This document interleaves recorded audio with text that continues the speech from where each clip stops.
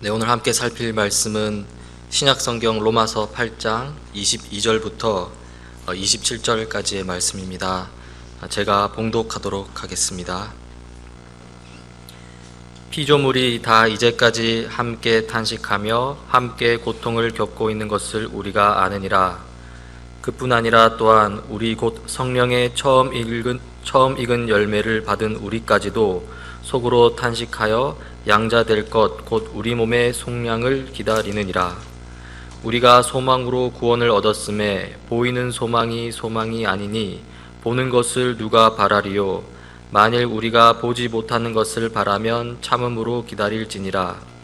이와 같이 성령도 우리의 연약함을 도우시나니 우리는 마땅히 기도할 바를 알지 못하나 오직 성령이 말할 수 없는 탄식으로 우리를 위하여 친히 간구하시느니라. 마음을 살피시는 이가 성령의 생각을 아시나니 이는 성령이 하나님의 뜻대로 성도를 위하여 간구하심이니라. 아멘. 우리는 몰랐습니다. 7월이 지난 이 여름에도 코로나 바이러스가 누그러들지 않고 또 계속 이어지는 것을 몰랐습니다. 우리는 몰랐습니다. 졸업식을 취소하고 또 결혼식을 연기해야 되는 상황이 벌어질 것을 몰랐습니다. 우리는 몰랐습니다. 학교는 비대면으로 수업을 해야 하고 또 어린 학생들은 일주일에 한 번 등교해야 하는 상황이 이렇게 길어질 줄을 몰랐습니다.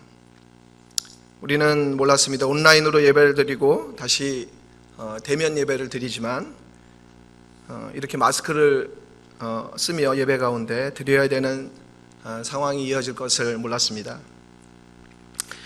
2020년 무척 낯설고 당황스러운 그런 시간이 벌어졌고 또 그것이 계속 지속되고 있는 것을 볼 수 있습니다. 코로나의 시대는 잠깐 지나갈 것이 아니라 한동안 지속될 그런 시간이 되고 있습니다.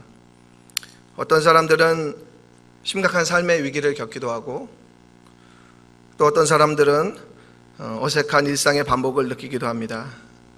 그러나 대다수의 사람들에게 코로나 시대는 피로도와 불편함을 넘어서는 당혹스러운 그런 시간이 되고 있습니다. 코로나로 인해 전염병에 대한 많은 서적이 출간되고 있는데요. 전염병을 예고했던 저자가 다시 소환되기도 하고 있습니다.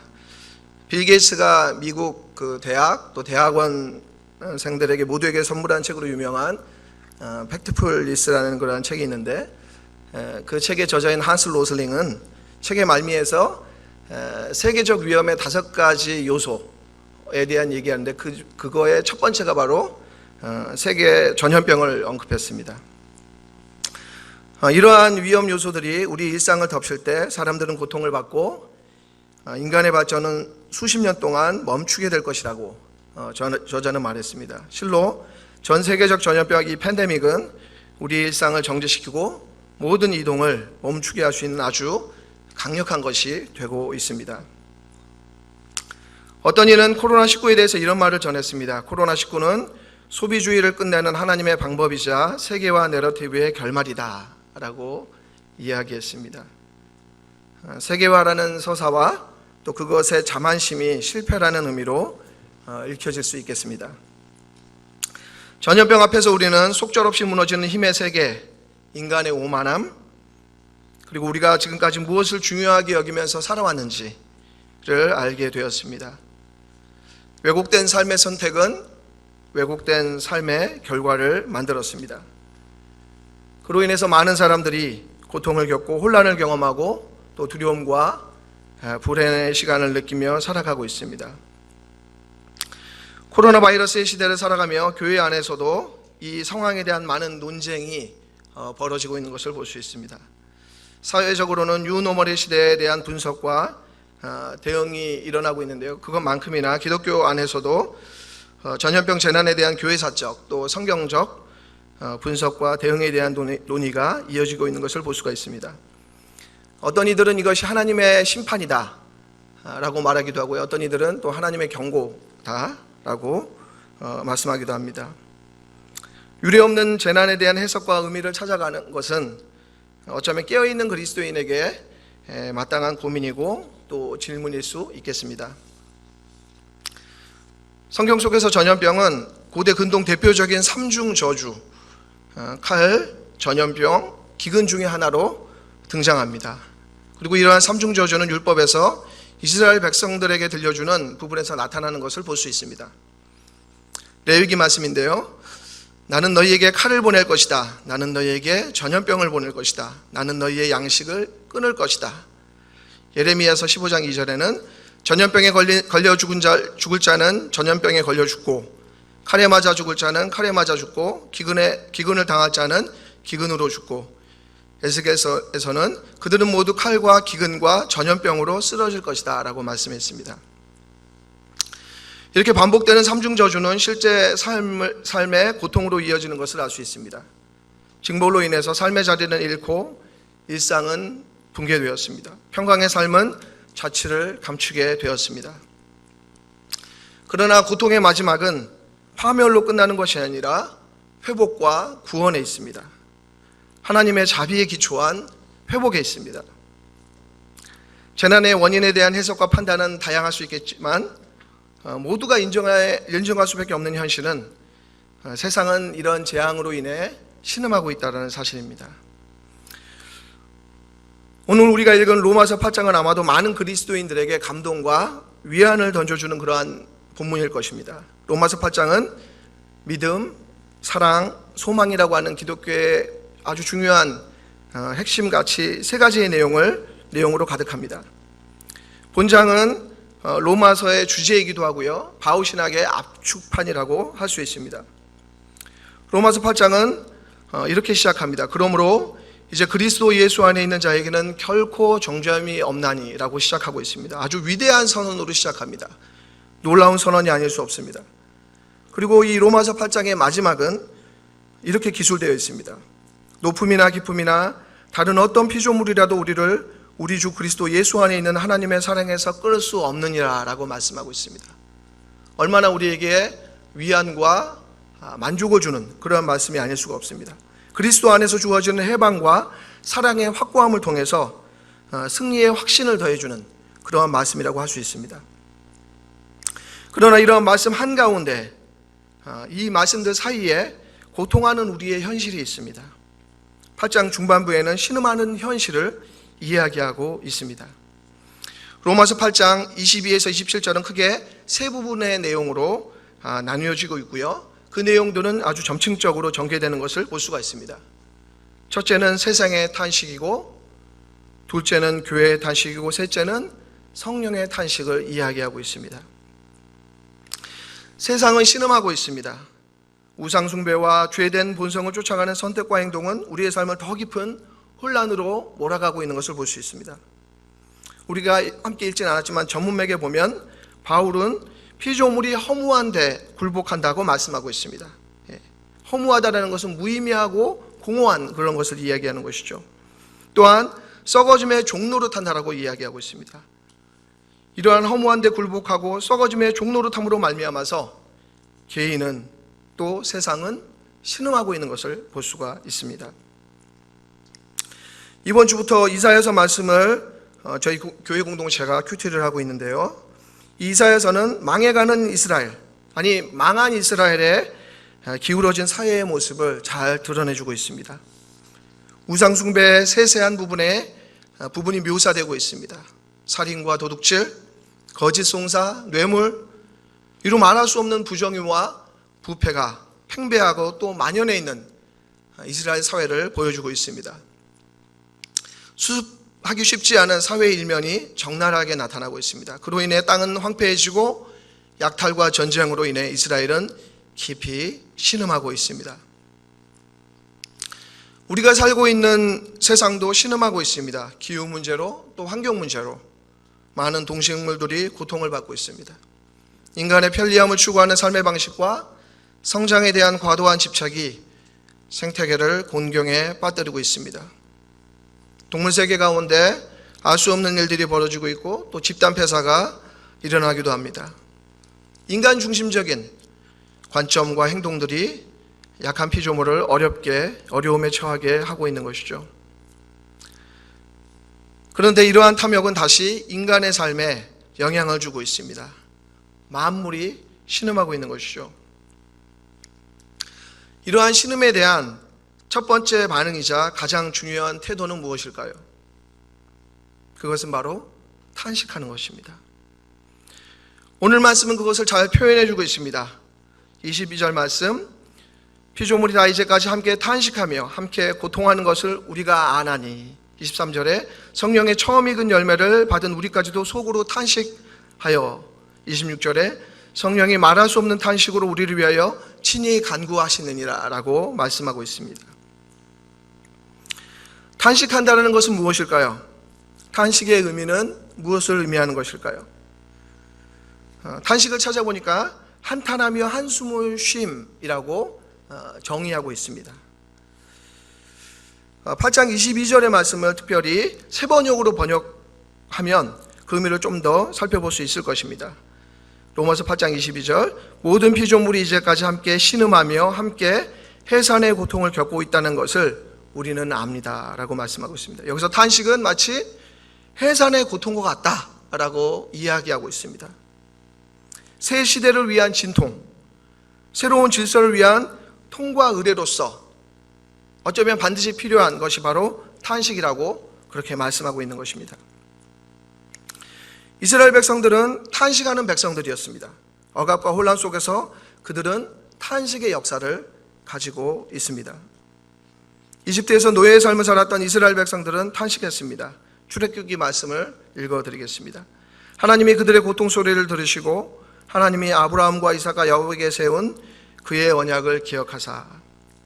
출애굽기 6장 5절, 이제 애굽 사람이 종으로 삼은 이스라엘 자손의 신음소리를 내가 듣고 나의 언약을 기억하노라. 이어서 시편 말씀을 읽겠습니다. 갇힌 자의 탄식을 주의 앞에 이르게 하시며 죽이기로 정해진 자도 주의 크신 능력을 따라 보존하소서. 내 백성이 애굽에서 괴로움 받음을 내가 확실히 보고 그 탄식하는 소리를 듣고 그들을 구원하려고 내려왔노니. 탄식은 구원을 바라는 이들이 갖는 삶의 태도이자 행동입니다. 탄식은 무의미하거나 절망의 징후들이 아니라는 것이죠. 탄식은 새로운 질서가 나타나기를 간절히 원하는 그 열망에서 나오는 것이 탄식이라는 것입니다. 하나님은 자신의 백성을 향해서 탄식했습니다. 이번 주에 이사야 말씀을 묵상하면서 저도 그것을 확인하게 됐는데, 탄식하는 아버지 하나님의 모습을 보게 되었습니다. 탄식하여 하나님의 백성으로서의 정체성을 상실한 자신의 백성을 향한 그 슬픔이 하나님에게 있었습니다. 슬프다 범죄한 나라여, 허무진 백성이요, 행악의 종자요, 행위가 부패한 자식이로다. 그러므로 주 만군의 여호와 이스라엘의 젖는 자가 말씀하시되 슬프다. 내가 장차 내 대적에게 보응하여 내 마음을 편하게 하겠고 내 원수에게 보복하리라 라고 말씀하고 있습니다. 망가진 이스라엘 백성들을 향한 아버지의 하나님의 첫 반응은 바로 깊은 슬픔이었습니다. 신음하는 세상을 바라보는 첫 마음이 있다면 그것은 탄식이어야 한다는 것입니다. 예수님은 탄식하는 자의 유익을 산상수훈에서 말씀하셨습니다. 팔복 가운데 하나인데요, 애통하는 자는 복이 있나니 그들이 위로를 받을 것이며 라고 말씀하고 있습니다. 예수님은 애통하는 자가 복이 있다고 말씀합니다.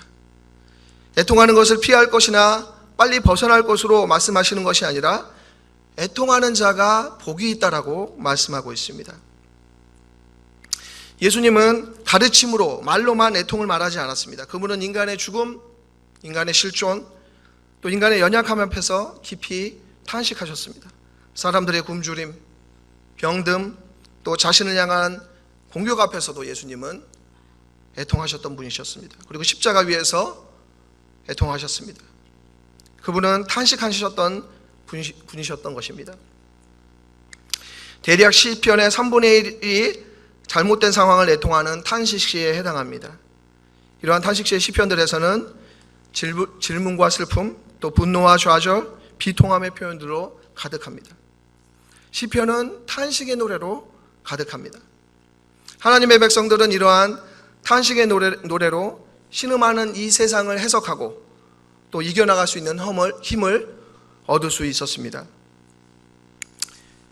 이렇게 중요하고 또 가치 있고 소중한 탄식을 가로막는 것이 있다면 그것은 무엇일까요?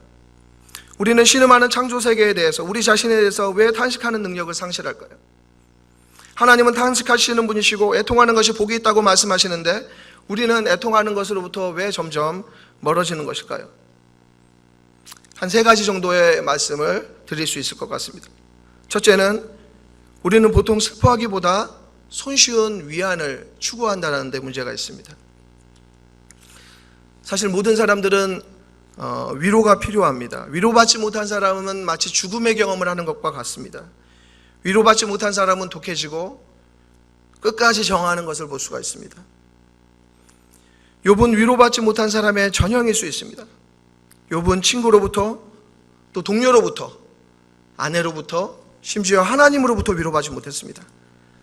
한순간에 재산이 날아가고 자녀들은 죽임을 당했고 자기 몸에는 발바닥에서 정수리까지 악성 종기, 피부병으로 인해 고통을 당했습니다. 그의 몸과 마음은 상할 대로 상했고 하나님께 죽음을 간구했습니다. 욥에게는 삶이 고통이고 죽음이 평화였습니다. 하루하루 삶을 지속하는 것이 욥에게는 힘겨운 일이고 오히려 죽음이 참된 쉼의 시간이었던 것입니다. 욥은 간절히 죽음을 하나님께 요청합니다. 욥처럼 위로받지 못한 삶은 새로운 삶을 시작할 수가 없습니다. 그만큼 사람에게 있어서 위로받는 것은 너무나 중요하고 어쩌면 너무나 절실한 그러한 것입니다.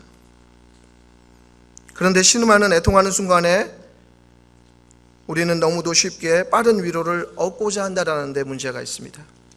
어둠의 시간, 유배의 시간이 삶 가운데 있음에도 그 시간을 견디지 못하고 빨리 벗어나고자 합니다. 십자가 없는 영광을 추구합니다. 손쉬운 답을 얻고자 합니다. 본성대로 살아갑니다. 빠른 정답과 해결을 구하기 위해서 조급해합니다.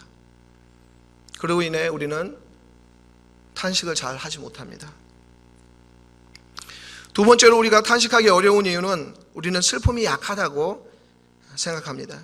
슬퍼하는 것은 무너지는 것이고, 슬퍼하는 것은 패배를 인정하는 것이고, 슬퍼하는 것은 약함을 드러내는 것이라고 우리는 내면화했는지도 모릅니다. 그래서 슬픔을 두려워합니다. 온전히 슬퍼하지 못합니다. 슬퍼하는 것은 은혜가 없는 것이고, 흔히 말해 가오가 서지 않는 것이고, 루저의 모습이라고 생각하는지도 모르겠습니다. 그러나 자신을 위한 슬픔이든 타인을 향한 슬픔이든 슬픔은 창조적인 일을 가능하게 합니다. 슬픔에 대한 온전한 이해와 성찰은 변혁적입니다. 진정한 슬픔은 연대를 가능하게 하고 진실한 슬픔은 사랑과 공감을 불러일으킵니다. 그래서 슬픔은 약하지 않고 마음에서 우러난 탄식과 애통은 새로운 관계를 만들고 삶의 전환점을 만들어가는 것을 볼 수가 있습니다. 로마서 12장 15절 말씀인데요. 즐거워하는 자들과 함께 즐거워하고 우는 자들과 함께 울라라고 말씀하고 있습니다. 슬픔은 사랑의 또 다른 표현이고 행동입니다. 사랑할 때 우리는 슬퍼할 수 있고 또 슬퍼함은 사랑의 마음을 전달해 줍니다. 마음에서 오는 그 슬픔은 화려한 사랑의 표현보다 더 강한 메시지가 될 수가 있습니다.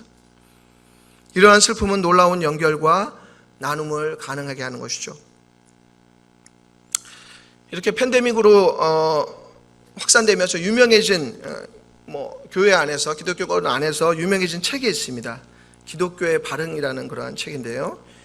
이 책의 저자 로든 스타크는 사회학자입니다. 이 사회학자인 로든 스타크는 이 책에서 기독교가 어떻게 급속도로 성장할 수 있었는가에 대한 질문에서 시작합니다. 보잘것없고 인지도도 약했던 그 예수 운동이 초창기에 어떻게 이렇게 빠르게 성장할 수 있었는가, 그 원인에 대한 얘기를 했는데 그 이유가 바로 전염병이었습니다. 전염병의 시대에 기독교인들은 이교도들과는 다른 행동의 삶을 실천해 갔다는 것입니다. 특별히 170년대 가공할 만한 전염병과 또 250년 파괴적인 전염병이 돌았을 때 그리스도인들은 비그리스도인들보다 환자와 가난한 자들 더 잘 돌봤다고 하는 것입니다. 이교도 사람들이 전염병이 돌았을 때 마을을 떠나고 피할 때 그리스도인들은 오히려 약자들을 돕는 일에 훨씬 적극적이었다는 것이죠. 터툴리아는 이렇게 주장합니다. 약자를 돌보고 사랑과 친절을 베푸는 우리의 모습은 많은 우리 반대자들의 눈에 비친 우리의 브랜드다. 한 번만 보라고 그들은 말한다. 그들이 얼마나 서로 사랑하는지 보라. 이런 모습은 당시 기독교 공동체의 일반적인 관행이었다고 합니다. 그리고 이러한 선행의 대상은 단지 믿는 가정만이 아니라 모든 사람에게 확대되었다는 것이죠. 그래서 역병의 시대에 이교도 사람들은 그리스도인들의 간호를 받을 수 있었던 것이었습니다. 이렇게 마음에서 우러난 탄식은 사랑의 행동을 하게 합니다. 슬픔은 약한 것이 아니라 더 강한 행동과 급진적인 삶으로 우리를 이끌어갑니다. 세 번째로 우리가 탄식하기 어려운 이유는 우리는 정작 무엇을 탄식해야 할지 모른다는 사실에 있습니다. 오늘 말씀은 이러한 인간의 한계와 연약함을 너무나 잘 표현해주고 있습니다. 로마서 8장 26절 말씀입니다. 이와 같이 성령도 우리의 연약함을 도우시나니 우리가 마땅히 빌 바를 알지 못하나 오직 성령이 말할 수 없는 탄식으로 우리를 위하여 친히 간구하시느니라. 우리는 무엇을 위해 기도하고 탄식해야 하는지 정확히 잘 모를 때가 많습니다. 내가 무엇을 느끼고 있고 무엇을 위해서 기도해야 하는지 무지합니다. 그리고 이러한 무지의 배경에도 몇 가지의 이유를 찾아볼 수 있을 것입니다. 첫 번째는 우리는 지나치게 우리 자신에게 몰두되어 있습니다. 우리는 나르시즘이라고 하는 인간의 본성과 또 자기만족이라고 하는 이 문화의 이데올로기에서 쉽사리 벗어나지 못합니다. 사실 자기에게 몰두되어 있으면 무엇을 강구해야 될지 더 잘 알 수 있을 것 같은데 역설적이게도 그렇지 못할 때가 너무나 많다는 것입니다. 자기에 대한 지나친 집착은 오히려 자기 이해에서 더 멀어지는 결과를 낳기도 합니다. 또한 다른 사람들이 겪고 있는 고통에 대해서 눈이 감기고 타인의 필요에 대해서 무관심합니다. 자연스럽게 두 번째 이유로 넘어가는데 지나친 자기 몰두는 묵상의 실패로 이어지는 것을 볼 수 있습니다. 묵상의 실패는 우리가 무엇을 탄식해야 하는지를 방해합니다. 무엇을 아파해야 하는지에 대해서 무지합니다. 인간의 능력은, 인간의 위대함은 성찰하는 데 있습니다. 인간의 뛰어남은 자신을 돌아보고 깨닫는 데 있다고 여겨집니다.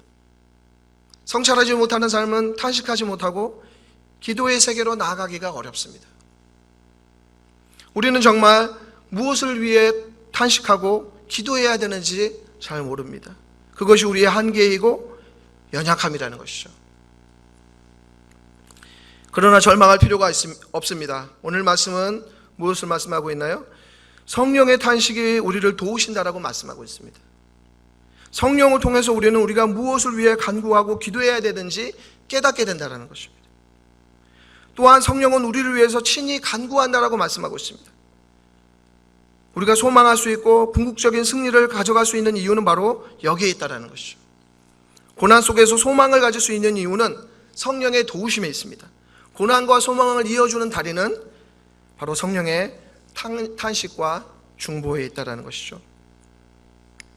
로마서 8장 18절 말씀, 현재 우리가 겪는 고난은 장차 우리에게 나타날 영광에 견주면 아무것도 아니라고 나는 생각합니다 라고 바울은 이야기하고 있습니다.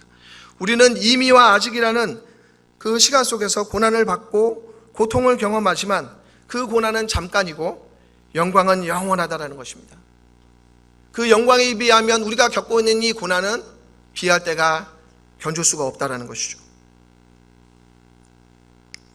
이러한 고난을 견디고 넘어설 수 있는 것은 바로 성령의 탄식으로 가능하다라는 것입니다. 구약학자인 월트 브로그만은 말하기를 탄식은 하나님의 새 창조라는 미래로 들어가는 문이다라고 이야기했습니다. 탄식은 하나님의 새 창조라는 미래로 들어가는 문이라고 이야기했습니다. 어쩌면 우리는 탄식 없는 미래를 꿈꾸는지도 모르겠습니다. 그의 말처럼 현실은 지나치게 빨리 오락으로 축소되고 언제든 탄식을 지울 준비를 하고 있는 우리의 모습을 말하고 있는지도 모르겠습니다. 죽음이나 출산의 고통 없이, 해산의 고통 없이 쉬운 방법으로 새로운 것을 얻고자 하는 그러한 낙관적인 기대와 확신을 가지고 있는지도 모르겠습니다. 저에게도 그런 유혹이 있습니다. 탄식은 짧게, 오락과 즐거움은 길게 가져가고 싶은 그런 마음이 있습니다. 세상의 신음에 대해서 탄식하는 기도가 마음이 깊이 뿌리내리지 않을 그럴 때가 있습니다. 그러나 탄식은 새로운 질서가 나타나는 것이라는 확신을 갖는다고 믿습니다. 전염병의 시대에, 고통하는 시대 속에서 주님을 따르는 사람들은 탄식하며 기도하는 사람으로 부르심을 받습니다. 어쩌면 이 거리두기는 우리가 우리의 정체성을 성찰하고 또 돌아볼 수 있는 시기일 수 있겠습니다. 다니엘은 이스라엘 역사 가운데 가장 고통스러운 순간이라고 할 수 있는 바벨론 포로의 시기에 하루 3번 예루살렘 성전을 향해서 기도했습니다. 더 이상 성전 안에서 예배드릴 수 없었기 때문에 성전을 떠나서 예배를 드릴 때 그는 성전을 향해서 무릎을 꿇고 감사기도를 드렸습니다. 이 팬데믹 시대에 어떤 사람들은 집을 잃기도 하고 또 직장을 잃기도 하고 건강을 잃기도 합니다. 창조세계는 신음하고 있고 고통의 시간은 더 길어지고 있습니다. 이러한 시대에 예수를 따르는 자들에게 요청되는 부르심은 성령의 탄식으로 하나님의 뜻대로 간구하는 것입니다. 탄식은 하나님의 뜻을 마음으로 아는 것이고 또 그 마음으로 기도하는 것입니다. 탄식과 슬픔은 약함의 표현이 아니라 진정한 믿음과 사랑과 소망의 표현이라는 것입니다. 코로나 시대에 만물을 향한 또 우리 자신을 향한 탄식으로 주님의 마음을 온전히 깨닫고 간구하는 저와 여러분들이 되기를 소망합니다.